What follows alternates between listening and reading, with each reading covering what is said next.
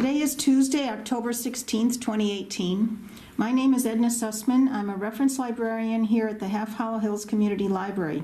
We're interviewing Michael B Bernstein, a Vietnam Army Special Forces veteran, as part of our Veterans Testimonial Project and in collaboration with the Library of Congress's Veterans History Project. Thank you so much, Michael, for your service and participating in our project today. Thank you. Michael, where and when were you born? I was born September 16th, 1946 in Bronx, New York. And who were your parents and what were their occupations? My father was Sidney. He was a truck driver, hard-working man that self-taught.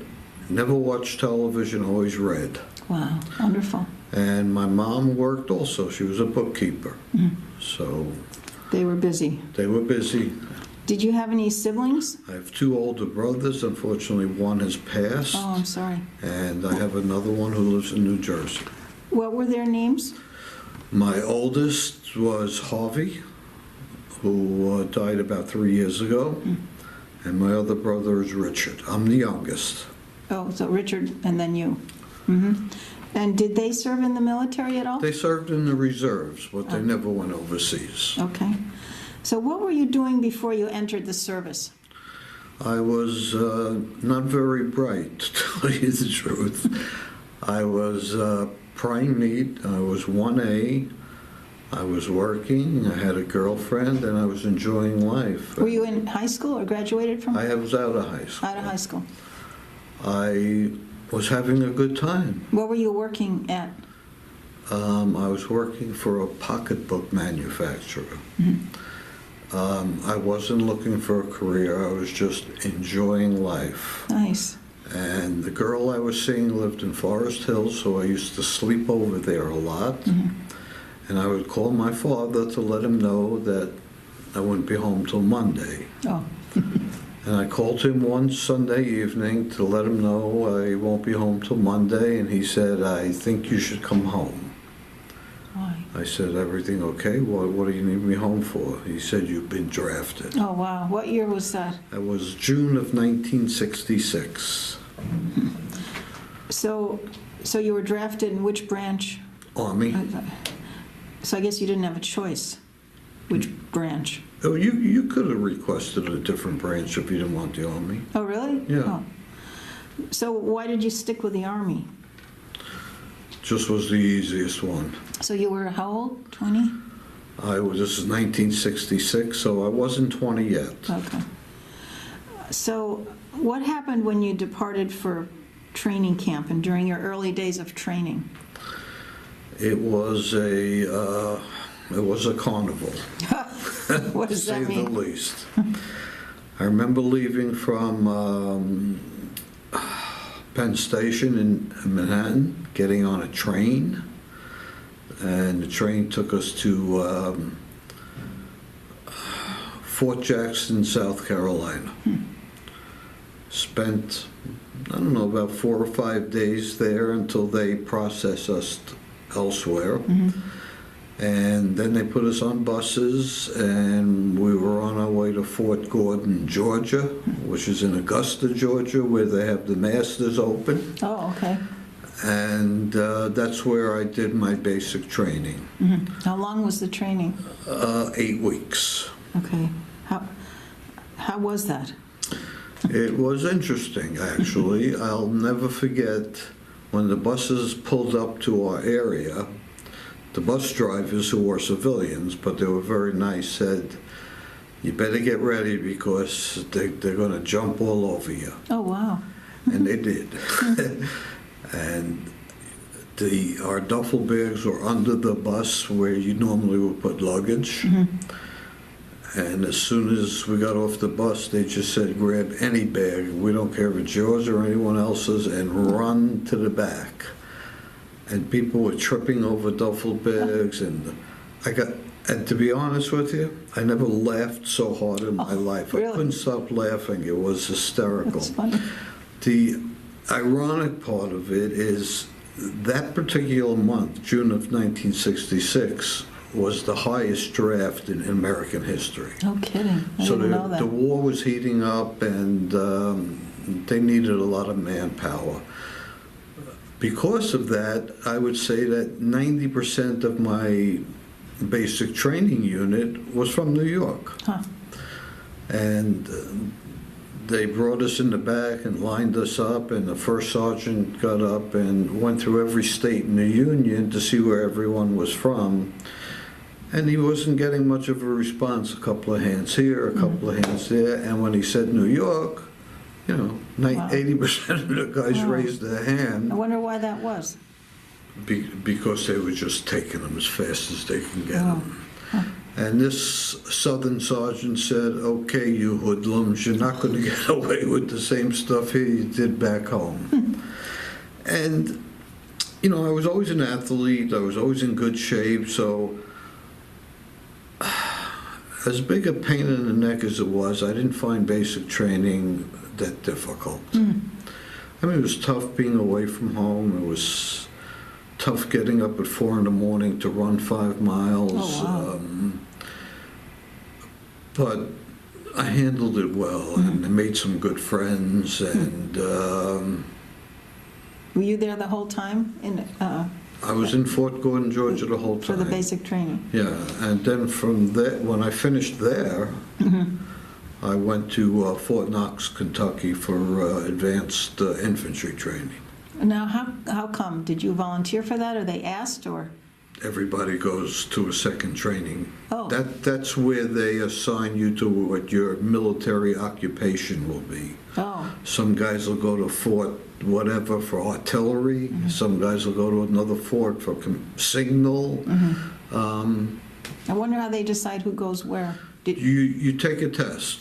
Oh, you do? take an aptitude test, which is really archaic. It's not anything sophisticated. But they needed infantrymen. They didn't need signalmen. I guess, I mean, you didn't get the choice. You didn't get to say, no, I want to do something else. No, not at all. Okay. So how long was that specialized training? That was, you know, I don't fully remember. I think it was either 8 or 10 weeks. Really? Yeah, I'm not exactly sure. And actually from there is when I, with 2 friends of mine that I had gone through the whole thing with, we, and they tell you never to do this, but we volunteered for advanced infantry training, in the sense that we volunteered to go to LRP school, which is Long Range Reconnaissance Patrol. And that took us down to Fort Bragg, North Carolina, where we spent 4 weeks doing that. 4 more weeks. Yeah. Now, what is that And that exactly? was in the jungle. Oh, It is guys who went out into the bush, into the jungle, wherever you were, trying to get behind enemy lines, looking for enemy movement, just making sure everything is safe. why did you want to do that? It seemed like a good idea at the time. Oh, wow. Sounds pretty dangerous. It was. How was it adapting to military life? You know, food, barracks, social life? I never liked the food. I mean, Really? Yeah, I ate to survive. I didn't eat for enjoyment. The barracks were fine, you know. They were bunk beds, so Okay. you know, you slept in it. Again, I didn't find Army life stateside extremely difficult. Things changed a lot when I went overseas. So after 4 more weeks of the specialized, then how did you you went right away to Vietnam? Yeah, they let me go home for 15 days. Oh, Went home for 15 days, and then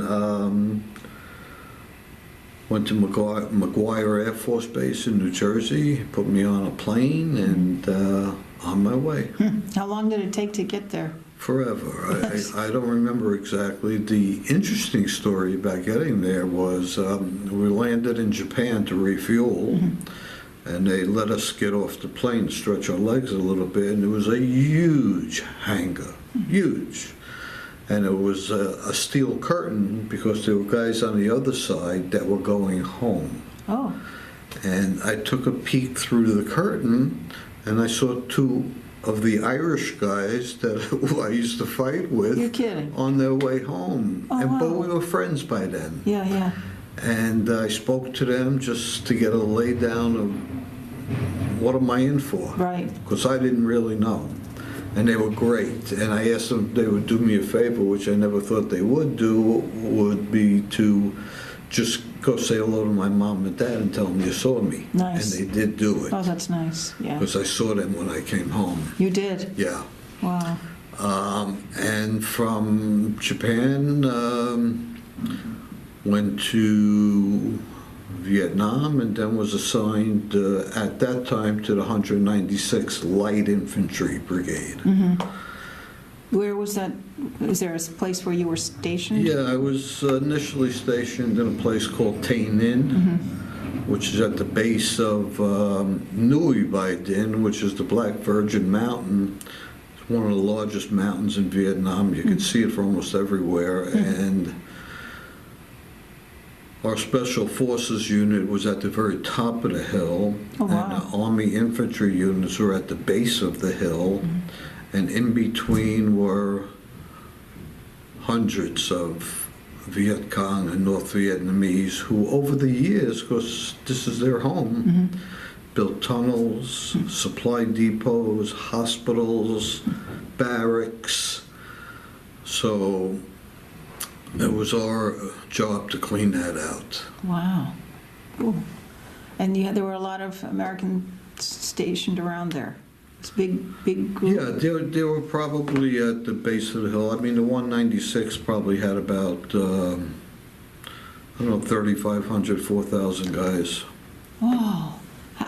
How do you feed and how do you keep out of sight of the enemy with that large a group? Well, you know, it's a pretty large country, and you don't go out into the field with 3,000 No, guys. okay. There are different battalions, and there are different companies and different platoons. Oh, I and see. My unit, because it was a reconnaissance unit that went behind enemy lines, was very small. We were never more than 8 to 10 guys. Oh, I see. And there was a purpose for that. I mean, we had to be stealthy and quiet. Yeah. Wow. That's scary. No? Yeah, I mean, I always like to put it like, you can train fear to work in your favor. I mean, don't get me wrong, you're always scared to death every minute of every day.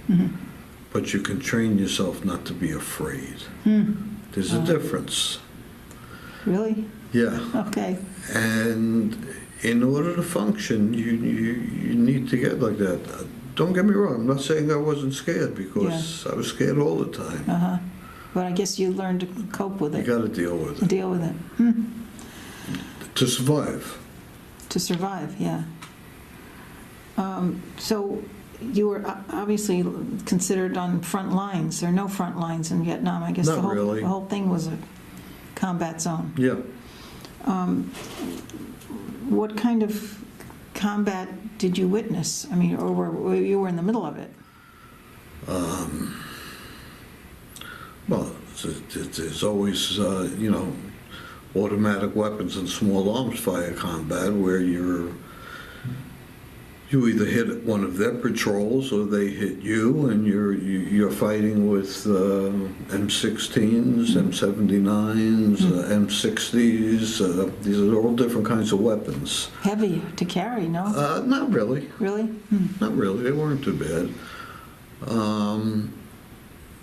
And, we had available to us, we get on the phone, we could call in artillery, call in air support For support, bombs.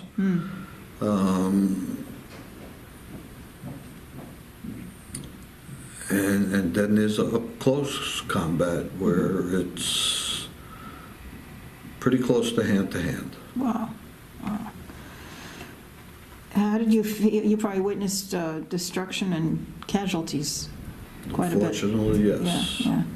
How did you deal with that?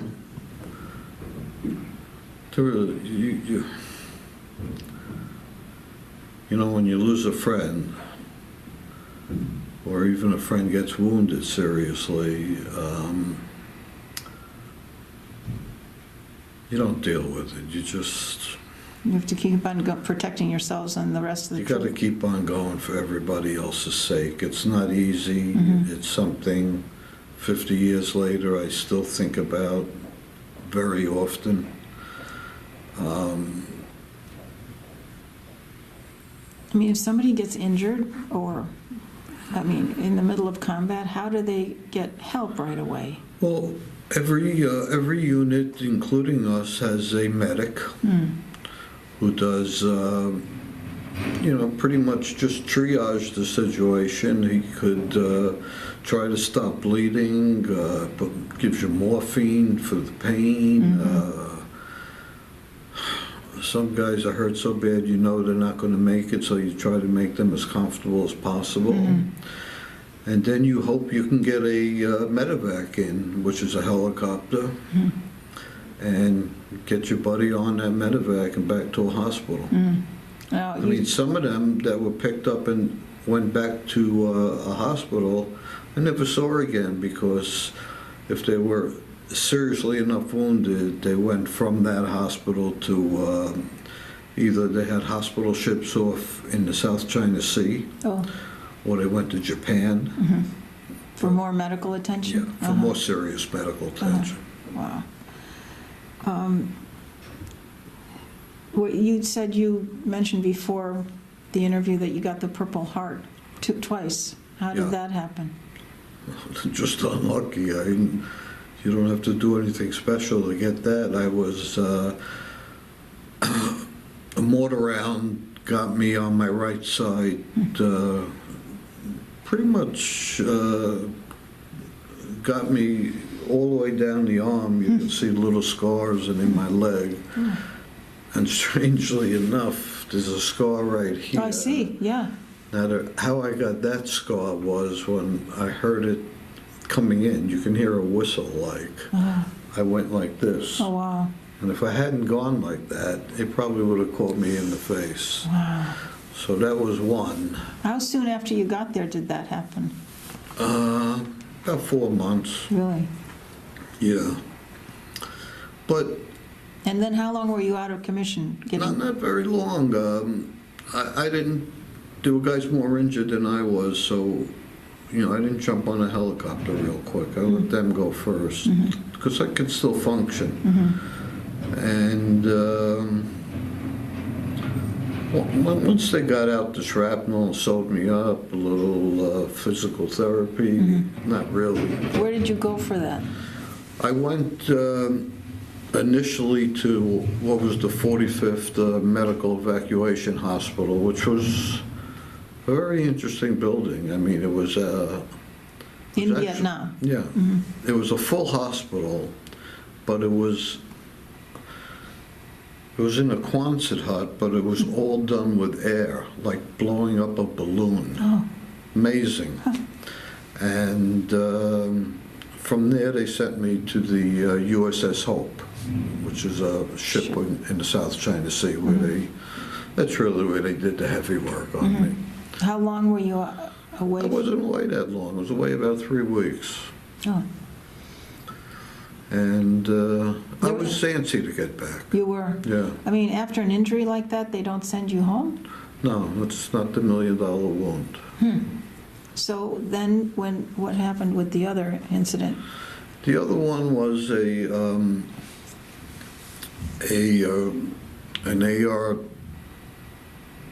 AR-15 round that hit the side of a mountain and ricocheted off and splintered, and a couple of it got me under my eye and into here and into my knee. Painful, but not terribly serious. You're lucky with the eye, you don't see anything. I mean, and it didn't hurt your vision. No, all these little injuries, they catch up with you like age. Eventually, yeah, I'm sure. Well, what were your duties on the front lines, during all this combat? Well, in my outfit, every guy had 2 MOSs, which MOS. means 2 things that they were responsible for. That was their job. My initial MOS was a rifleman. I mean, I would lay down heavy fire. My secondary MOS was a radio operator. What's MOS stand for? Military occupational status. Okay. So the second one, I'm sorry. Was a radio operator. Oh. So I had maps. The boss or the LT had maps, and we would call in artillery on these are the phones. If you've seen pictures of guys carrying radios on their back, Yeah. that's what it is. Okay. And you would call in by coordinates on the map, artillery fire. For help. For help. And that was a very important job because you're calling in artillery or mortar fire or planes or whatever the case might be onto a number on a map. And you got to better hope you're doing that right, because if you're off by an inch or 2 on a map, it could land on you. Wow. How did you learn this in basic training? I learned that in the LERP school that I went to. And, a lot of units would call in artillery from ships out in the sea. Now you got to remember, these ships are probably 20, 25 miles away. Wow. I would never call in artillery from a ship. Why? Too far? Takes far. too long, or Too far, because if that artillery round wasn't packed with enough powder, or its angle was off a centimeter or 2, it's not landing here, it's landing over here. Oh, I see. Wow. So, Can it even reach at that distance? yes, it can. Really? Yeah. Huh. But, they could teach you all they want. They could teach you all you want all they think you need, but you learn on the job. Oh, that's And tough. if you want to stay alive and keep your buddies alive, that's what makes you work hard, is the guy on your right and the guy on your left. You don't want to be responsible for them getting hurt. Yeah, so you all look out for each other. Absolutely. What kind of friendships and camaraderie did you form while serving, and with whom? Basically, these 3 guys in this picture were my closest friends. Were they from New York? Pat, this guy here, was from New York. He was from the Bronx, actually. Terry was from Dallas, and Kenny was from Boston. Kenny and I were very, very close, and we were supposed to go on an R&R together, which is a little vacation. rest time. Right. And 2 weeks before we were supposed to leave, he stepped on a booby trap, but a punji pit, which is sharp bamboo sticks with the sharp going up in a hole, and usually there's poison on him. And make a long story short, he got one in his leg, came out his calf.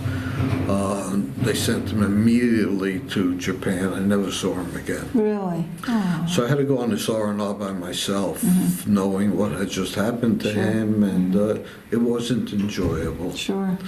And Pat and I, the guy from the Bronx, got together a few times. As a matter of fact, when he came home before me, and I said to him too, he's a very shy guy. I said to him, do me a favor, go up and say hello to my mom and dad. Oh, nice. So I didn't think he would, because he was so shy. But he did. Nice. And my brothers got him drunk as a skunk, and they had to drive him home, and he told me he had a great time. Oh, that's nice. Then I saw him a few times, and you start, the relationships start to wane a little bit because you meet other Vietnam veterans that you didn't serve with, but you have a lot in common. But the guys you served with, the only memories you have, and some of them are fabulous, but most of them are horrible memories. So a lot of, like, Pat decided he didn't want to see anybody anymore. That's the one who was severely injured? No, that was the one from the Bronx. Oh, I see. And So you didn't you didn't have any more contact with the fellow? no, I tried to get a hold of him a few times, and he wasn't receptive, and I understood. He didn't hurt my feelings. I would have liked to have spoken to him. And then as the years go by, you have your own family. Sure. But you don't forget these guys. Sure. I mean, to me, they'll always be 19, 20, 21 years old. Yeah, it's a nice picture altogether. Yeah, It's nice. I mean, they were good friends. Do you have any other recollections of how your relationships with other service people were? That I served with? Yeah. I mean, you being from New York, did you have any issues with people from the South, or, what I mean?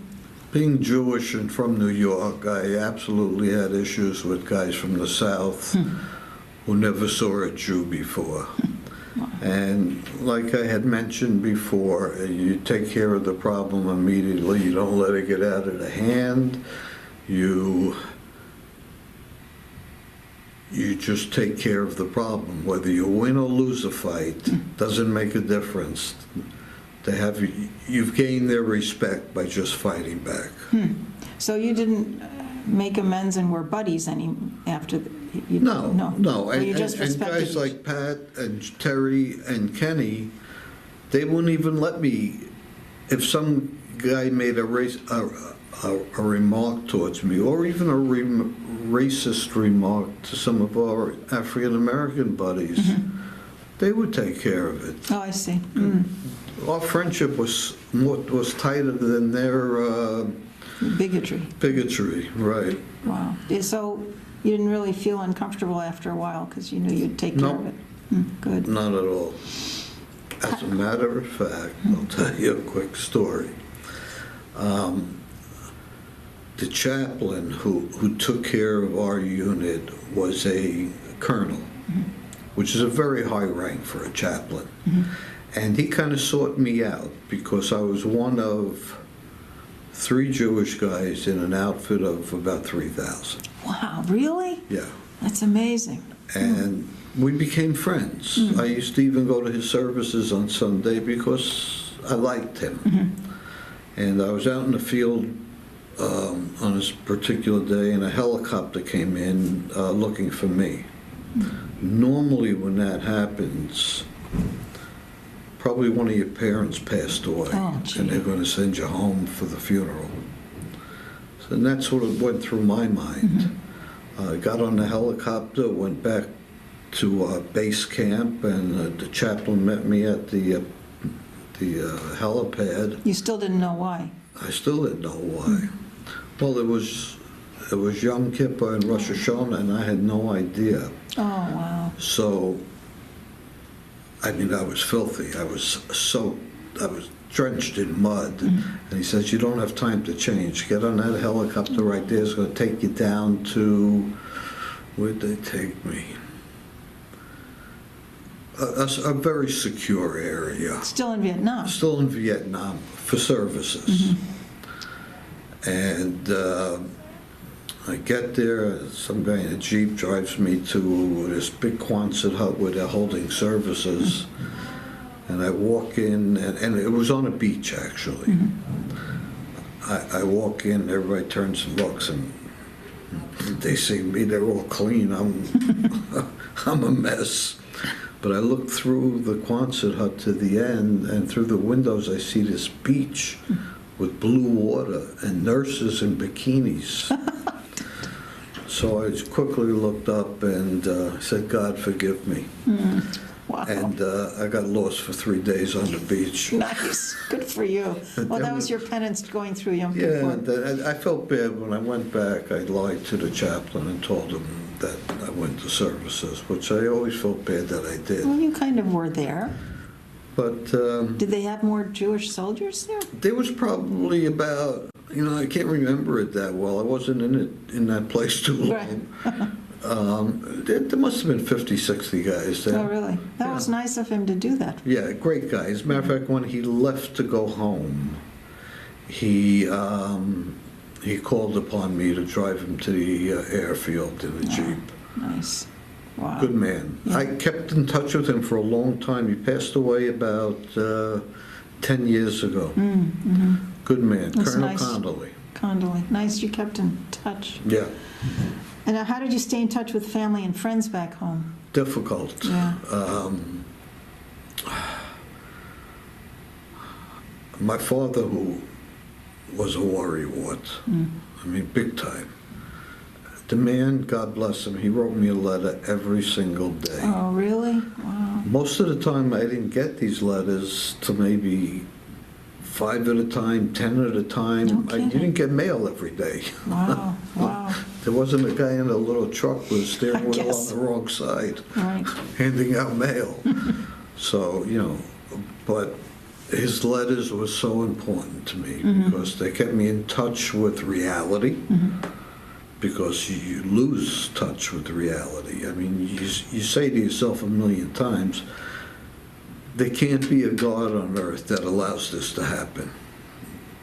Even them, the enemy, no matter what, the carnage that we saw, there can't be a God Yeah. to allow that to happen. Wow. So my father kept me grounded with his Nice. letters of what's going on at home and this, that, and the other thing.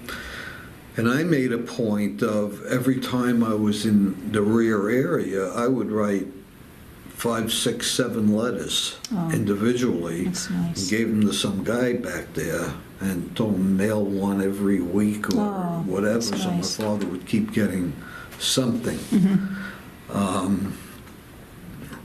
And then when I went on that R&R to Singapore without Kenny, obviously I wanted to call home. And the only way you can call home from Singapore is you have to go to a phone station, like a ticket station. But not on a base, just a No, public. it's a civilian thing. And you tell them where you want to call, what city and the phone number and everything, and you wait till they call your name, and they put you in a booth. And when my mother couldn't understand this, she was driving me crazy. When I was done talking, I had to say over. You had to wait So for the they delay. could, no, Oh. I had to say over so they can unplug me and plug her in. She couldn't grasp this. Wow. That's fun. So all I ever heard from her was over, and I was laughing my head off. That's a funny story. Wow. But we got a few lines. That's really in. funny. Who pays for that? It must have been. Did they, I did it. I don't. It oh, you had to wasn't. pay for it. Yeah. Yeah. Yeah. I don't remember what it. I have no idea what it. That probably wasn't done very often. Calling home, you couldn't. No, that was the only time we ever called home. Really? Wow. Yeah, except when I was on my way home. Oh, I see. My Wow. way home, I was able to call from Hawaii, where we made a stopover to let them know. Oh, so that's when they found out you were coming home. Yeah, I still wasn't sure of the date, but I was on my way home. Yeah. I didn't find out the date till I landed in Tacoma, Washington, in December, in the middle of the winter, and my body is used to a tropical climate. Wow. So it was always hot in Vietnam? Oh. Really? All the time? You don't know hot, Wow. Humid. and humidity, and monsoons, and the weather didn't stop what was going on. Wow. I mean, monsoon season, it got a little quiet, but How long is that? Monsoon? it could anywhere from 4 to 6 weeks, maybe. Wow. So fighting continued, sort of. Yeah, for the most part. And it was difficult in that, in that condition. Sure. So you only had the R&R that one time? You didn't do it? No, I had another one. It's another interesting story. Yeah, good. I was getting short, which means I didn't have much time left. I was going to go home soon. Oh, And they were relocating my group all the way up north near Way City, which was the provincial capital of South Vietnam, but it was a North Vietnam stronghold. really? Wow. And I didn't want to go. I had a real bad feeling. I was getting too close to going home. I didn't want to go up there. So the company clerk, who was the only other Jewish guy that I spoke to, Rothstein, I remember his name. I went up to him, I said, look, you gotta do me a favor. I'm not going up there. Cut me an R&R or something. I gotta get out of here for at least a week, because then they would have already left. I see. How far were you from your end of the time? I was probably, before I went on the R&R, about 3.5, 4 weeks, which is not a long time. Right. So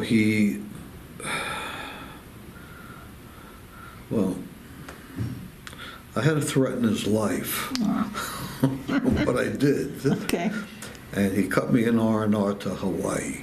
Right. Wow. Well, it wasn't that great, but it served its purpose, because most guys that go to Hawaii go to meet their parents, their wives, their girlfriends, because it's not that big of a flight from, West Coast or whatever.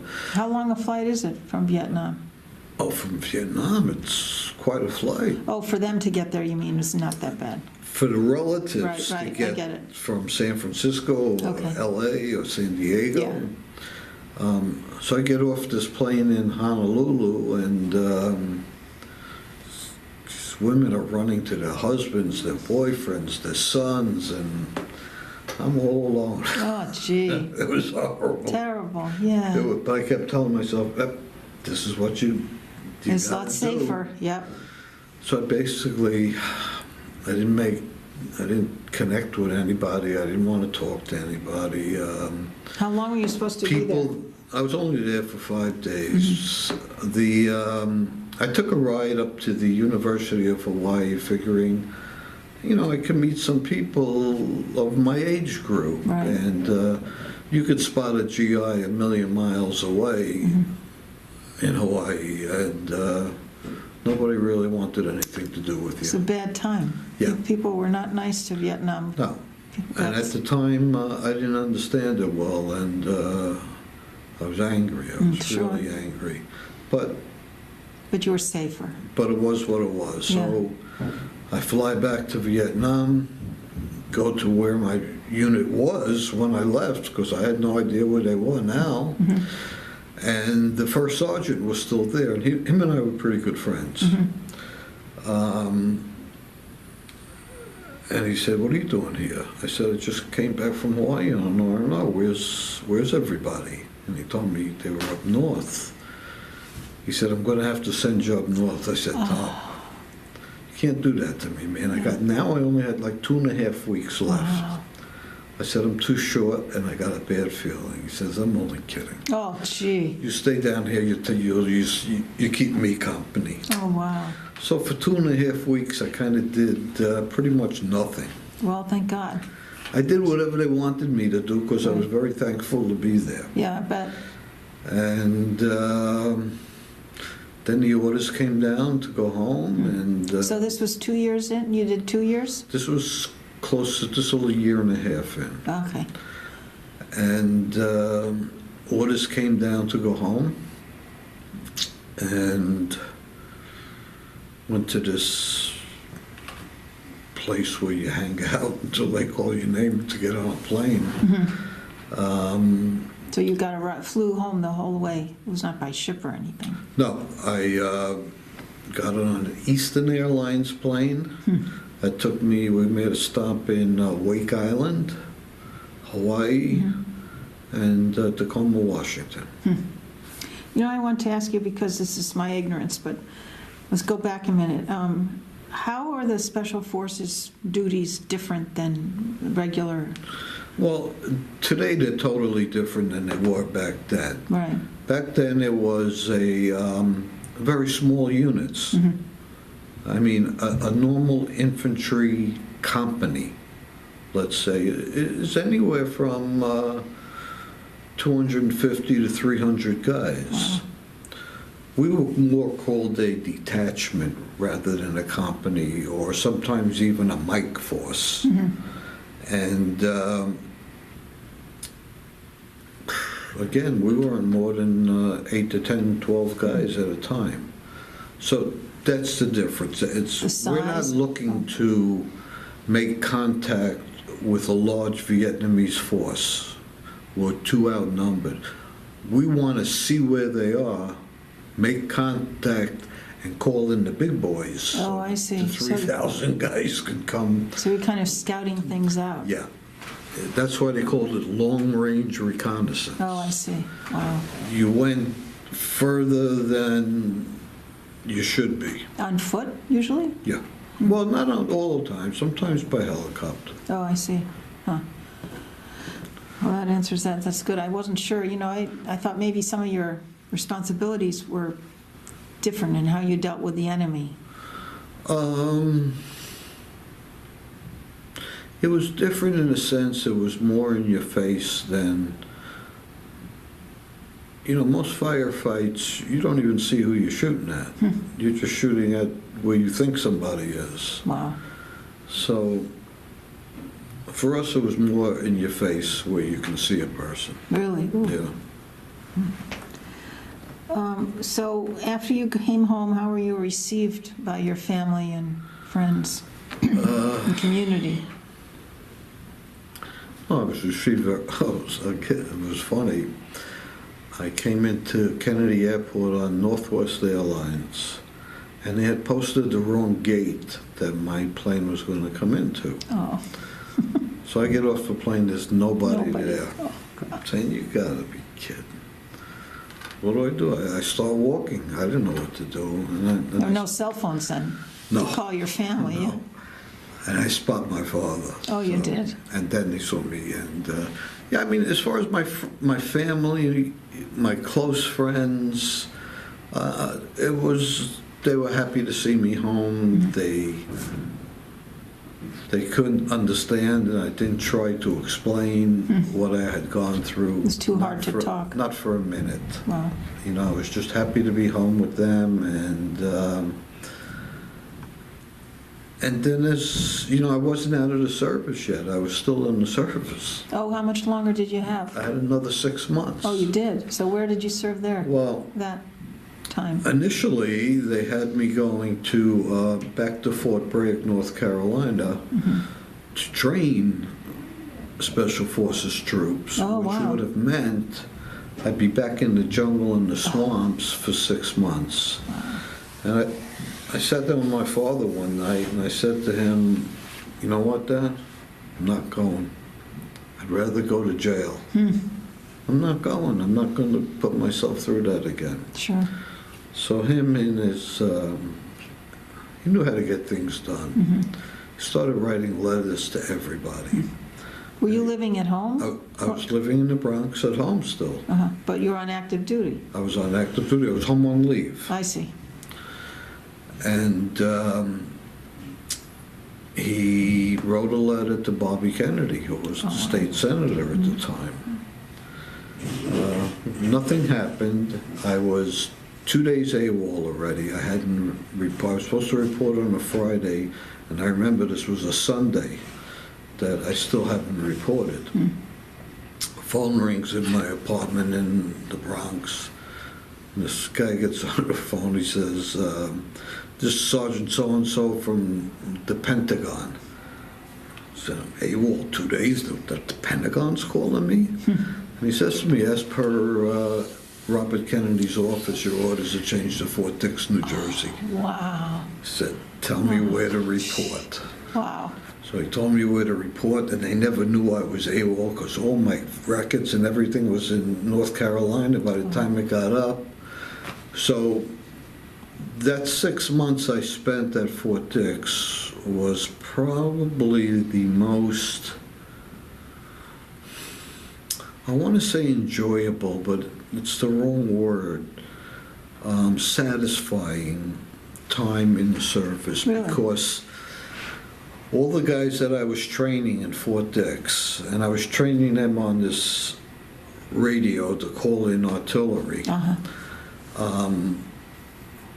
But I was training them to do that, but I was also training them to get ready for what's ahead of them, because nobody did that for me or any of my friends. Well, that was good. We were never told what Vietnam was and Yeah. what it was like. Never. You think your instructors knew, though?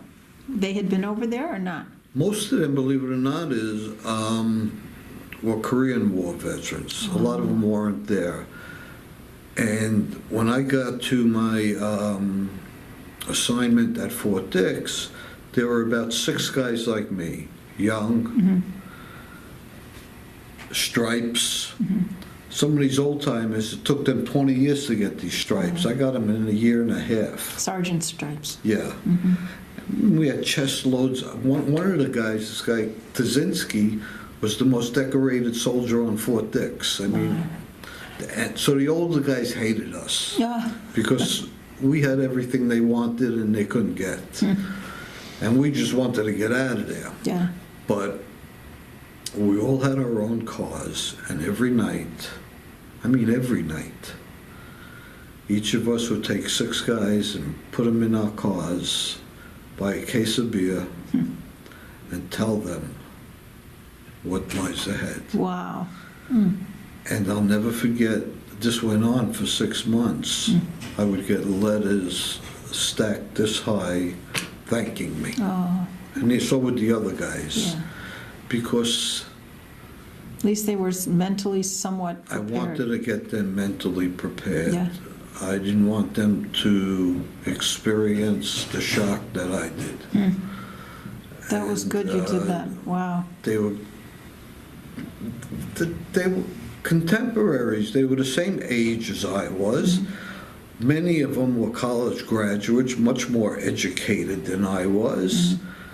I wasn't going to treat them like they were dirt. Yeah. I wanted them to know, I wanted them to survive. Yeah. That was really good. Wow. So, Have you remained, are you okay? yeah. You remained in touch with any of these No, veterans? no, I would get letters from them occasionally, but, it's like I said,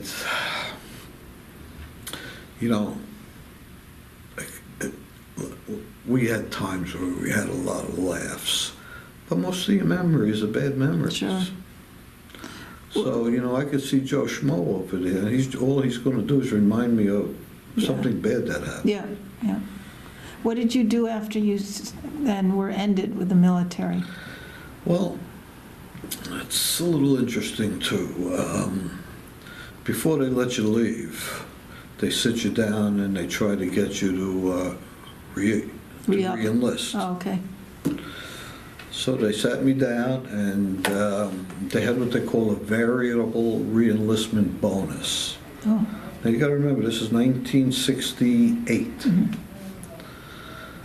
So they offered me $12,000, which in 1968 was a lot of money. sure.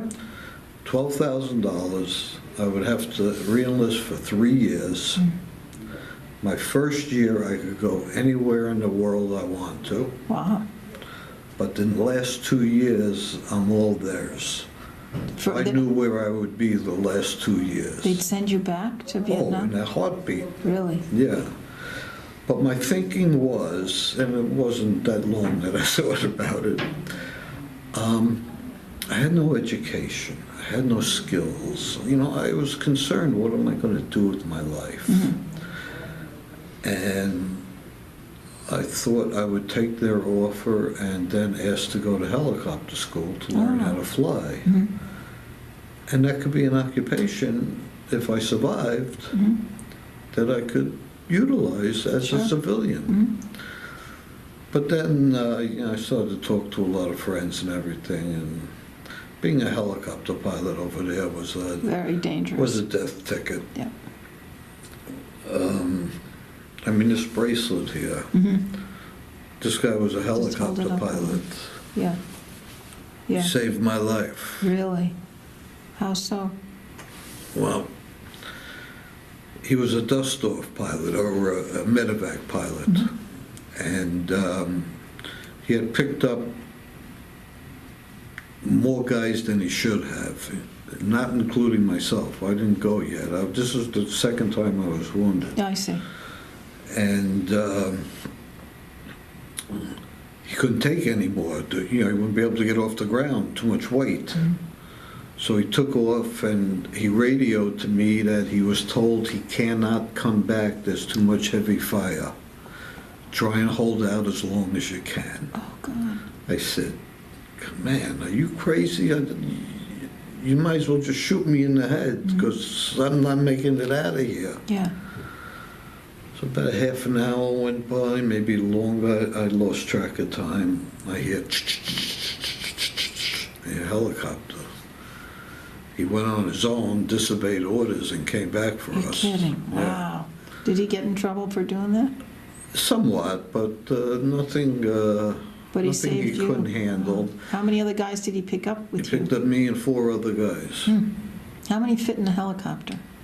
Depends what the situation is. A normal helicopter with healthy guys going to is 4 sitting, 3 on the ground, 3 on the floor. Oh. So you get about 7, 8 infantrymen in a helicopter. Came back, he got me, never met the guy up until this point. And, we kept in touch for a long time, and then I found out he got shot down and killed. Oh, really? Yeah. At first, they didn't find his body for about 6 months. Oh. So, While he was in a helicopter, he got shot down? yeah, Oh, on a mission. wow. So I've been Yeah, that's wearing nice. this for like 50 years. Really? That's nice. Wow. How do you think your wartime experiences affected your life? Dramatically. Really? In what way? Well, I say dramatically, I'll never know. Right, well, I'll never know. Look, when I first came home, I was real quiet. I had a very hard time assimilating into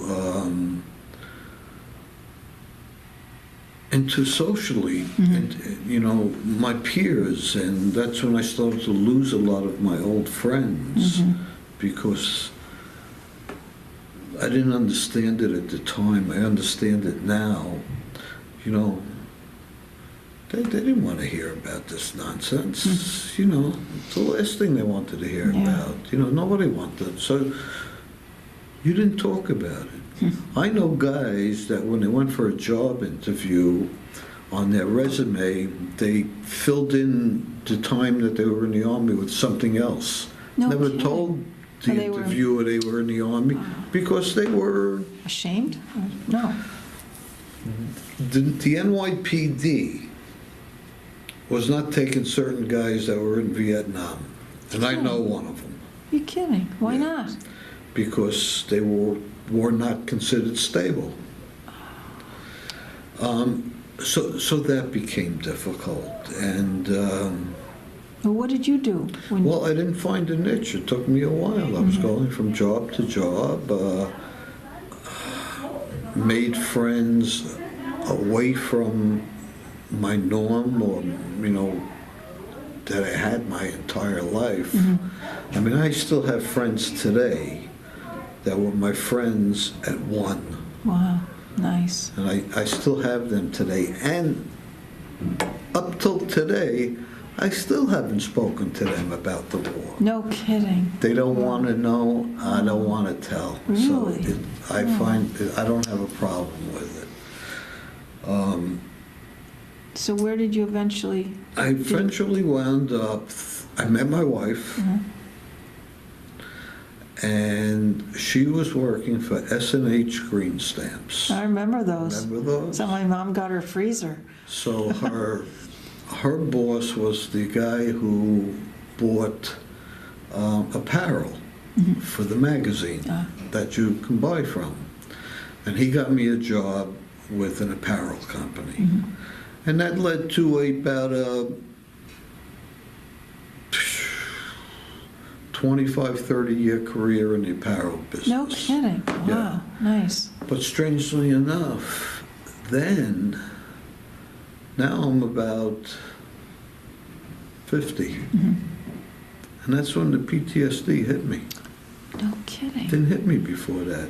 Or if it did, I didn't know it because nobody mentioned it. Well, it wasn't identified. I never heard Yeah. of PTSD. Right. Okay? I didn't hear of it. My mother, God bless her, when I first came home, she looked me in the eye and she said, "What did they do to you? You don't have that tinkle in your eye anymore." Oh, wow. And I never understood what she meant until once the PTSD hit me, it made life difficult. Did you have children by then? Or you? I had children Yeah. by then, yeah. My marriage became a little shaky. I had a hard time holding on to jobs. And I didn't know what to do. The Veterans They didn't know how to deal with Administration it. didn't know what to do for you. Right, right. So one day I decided to go out to Dennison Building out. Do you know where it is out Hauppauge, east? yes. In Hauppauge? Right. Okay, they have a veterans employment Yes. thing there. So I said, you know what the hell, let me go. So first I went to the state unemployment in that building. And then I was going to go up to the veterans. And I finished with the state and I said, waste of time, I'm not going. Started to walk out the door and I said, maybe I should. So I go up there, I sit down with this guy, Chris Podges, and we talk, and then 3 hours go by. Wow. We talk. Finally looks at me and he says, "Michael, you've got PTSD like I do." Oh my gosh. And he's the guy that put me on the right path to help myself. It's a good thing you went in there. Yeah, without a doubt. And I kept in real contact with him for a long time. So he turned me on to a vet center in Babylon where I wasn't happy with them. I didn't like the questions they were asking or anything.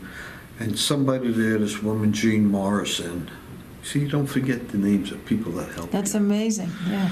Good memory. She turned me on to, they had a clinic going at the VA hospital in Northport, strictly for PTSD. The man who ran it was a Pakistani doctor, psychiatrist, Dr. Krish, who to this day I would take a bullet for. Wow. He's the most amazing man you ever met in your life, and there's 100 guys out there that'll tell you the same No thing. kidding. Wow. He's the only person I ever met in my entire life that wasn't in Vietnam, but got it. Wow. And he still calls me every Memorial really? Day, Oh. or he'll call me Thanksgiving just to say hi. Him and I got very close. Nice. He even brought my wife in to talk with her as well. Wow. And he wanted me to go into a group setting, and I was against it. I wasn't ready for that. So he saw me one-on-one for about almost a year. And every time I left his office, I felt better every time. Fabulous. Wow. And I eventually acquiesced to him, and I said, I'll go in the group setting. And I did, and it took me a while. But I've been going for 15 years now. Great. Great. And, it's like I told you before, you can only talk about the war for so long. I don't remember the last time we spoke about the war, unless somebody happened to have a bad nightmare or something and they wanted to share it, that's fine. Yeah. But we talk mostly about our families, our grandchildren, our health. Nice. You know, we're all in our 70s now. Right. But we're there for one another. That's very nice. And Good. you know, we have a saying that we each got each other six. Do you know what that means? No. Okay. Your six is, if you picture yourself as a clock, straight ahead would be 12 o'clock, Right. correct? Six Right. would be my back. Oh, nice. So they've always got my six. Nice. Wow, that's wonderful that Which that is my exists. That back. helps. It's Yeah, it does. Fabulous. And I've made some good friends there, and I look forward to it. I go every Friday. Do you? That's wonderful. How do you think your military service impacted your feelings about war and the military in general?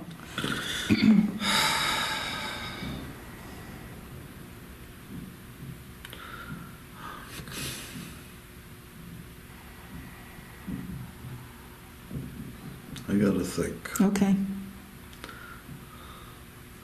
Look, the military today, I can't answer for it. It's a different military today.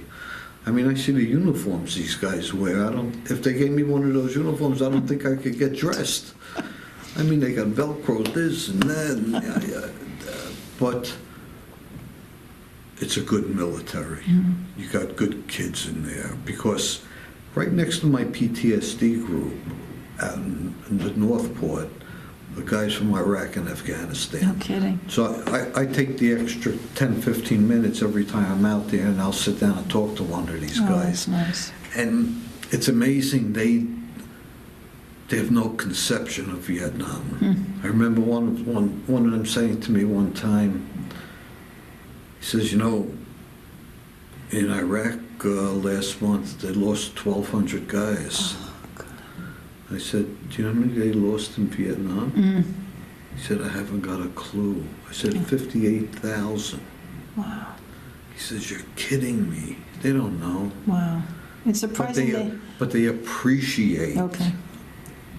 our trying, and they have a tremendous amount of respect for us, because they know what we went through. As they go further into the program of dealing with their own PTSD, Yeah.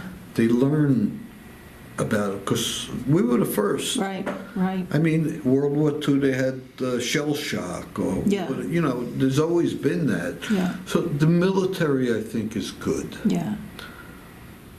War, we depend too much on war. What do we, I mean, I don't want to get into politics, but Right. No, we if it shouldn't. was up to me, there wouldn't be a soldier in that part of the world to begin with. Yeah. What are we doing in Afghanistan? What message would you like to leave for future generations who might hear this interview?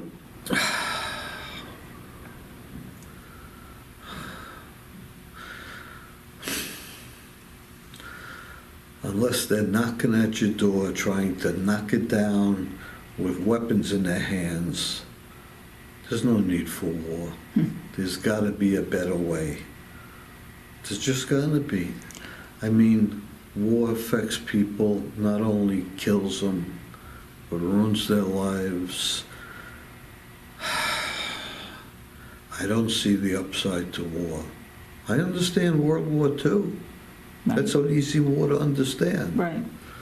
And I would have been the first one to volunteer. But these pocket wars that we get ourselves involved in, and we only lost 60 guys. What do you call you? If you were the mother of one of them, it wouldn't be only 60 guys. Yeah. You know, I just, I've seen enough pain and suffering. I bet. I don't want it anymore. Yeah. And I don't want it for anyone else. Yeah. Michael, anything else we haven't discussed or you'd like to add?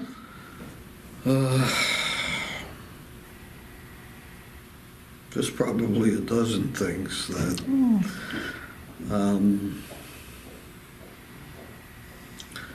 you know, I stayed away, and I'm going to stay away from the doom and the gore and the war is hell. Yeah. You know, guys like me, we were all brought up on John Wayne movies. Right. It was funny. Those guys got shot, never bled. Right. They never bled. Yeah. I mean, people need to see what war could do to a human body. Right. It might deter it from happening again. One would hope. You know, so do I want to leave anything? Yeah. I hope all these guys in Iraq and Afghanistan get well and get home. Yeah, that's good. That's what I hope. Well, thank you. Thank you so much for sharing all your memories and experiences, and Thank you. I enjoyed it. really appreciate it. I did. Thank you. I enjoyed it.